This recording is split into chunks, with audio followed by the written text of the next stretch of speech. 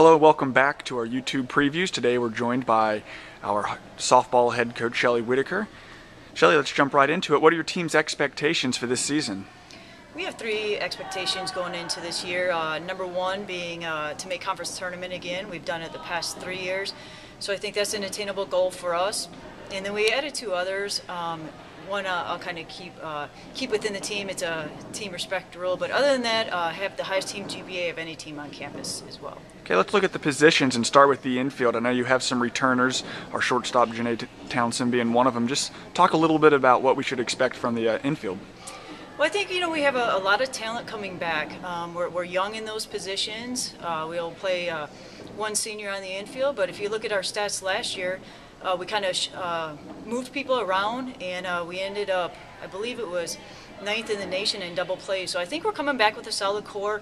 We may reposition some players again this year, but you can pretty much expect the same that you saw last year, with the only change possibly being some platooning at the catching position.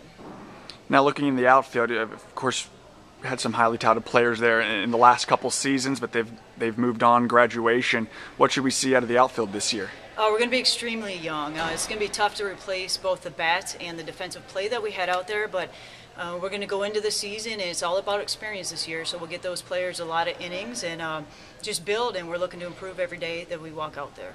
Well, you mentioned kind of platooning behind the plate, so who are some of the players that you anticipate playing catcher? Yeah, we have Jen Luters coming back, who was all conference for us last year, and then we have a transfer, Denise Martinez, coming in.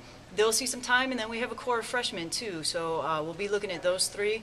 We'll start out with a transfer and our senior, and kind of build. And I'm not sure if we're going to go with certain pitchers we'll be platooning with, or if we'll just do it game-by-game basis, depending on our opponent.